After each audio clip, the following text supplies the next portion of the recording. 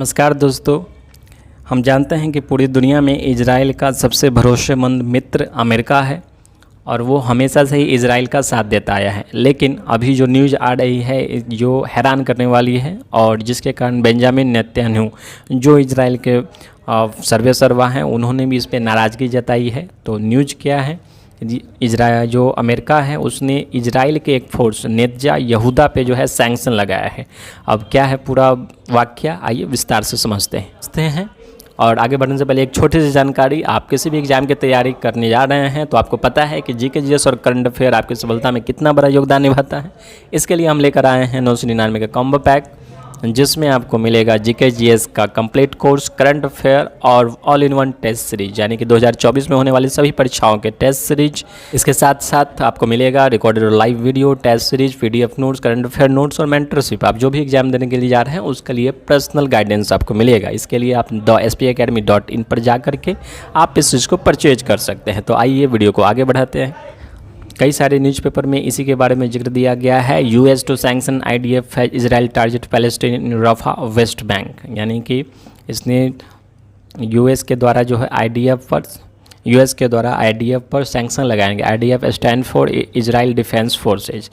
तो यूएस के जो सेक्रेटरी ऑफ स्टेट है एंटोनी ब्लिंकन, उन्होंने स्टेटमेंट दिया है फ्राइडे को, इजराइल का जो सेना है वो लीहे लॉ का वायलेशन कर रहा है और जिस कारण से हम लोग जो भी मिलिट्री असिस्टेंस प्रोवाइड करेंगे उसका यूज जो है ये फोर्स नहीं कर सकती है, क्योंकि इस पे एक गंभीर आरोप लगा हुआ है वायलेशन ऑफ ह्यूमन राइट्स। तो इसने एक नियम का जिक्र किया जिसका नाम है लीहे लॉ। तो ये लीहे लॉ क्या है, आइए इस बात को समझते हैं। 1997 में यूएस के एक सेनेटर हुए पैट्रिक लीहे, उन्होंने एक नियम बनाया था कि यदि अमेरिका जिसको भी विदेशी सहायता दे रही है, चाहे वो वित्तीय सहायता हो चाहे वो डिफेंस सहायता हो, अगर वो ह्यूमन राइट का वायलेशन करती है तो उसका फॉरेन सहायता तुरंत ही रोक दिया जाएगा। और इसी नियम को लीहे लॉ कहा जाता है और इसी के आधार पे इस सेना का जो यूएस एड है वो रोका जा रहा है, इजराइल का यूएस एड रोका जा रहा है।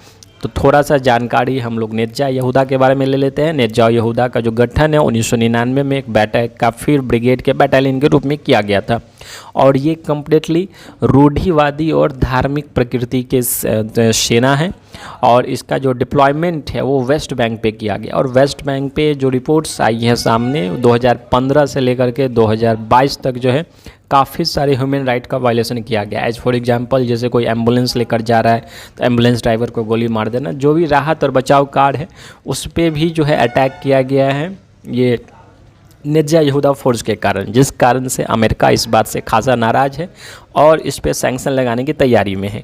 ये अनाउंसमेंट हो चुका है, अभी इसको ऑफिशियली अनाउंसमेंट करना बाकी है। इस कारण से जो बेंजामिन नेतन्याहू है वो गुस्से में है कि जिस समय हमारी सेना एक बड़ी युद्ध को लड़ रही है और वैसे समय में इस तरह से सैंक्शन लगाया जाता है तो ये कम्प्लीटली गलत है, ये पागलपन है और हम लोग इसके अगेंस्ट लड़ेंगे।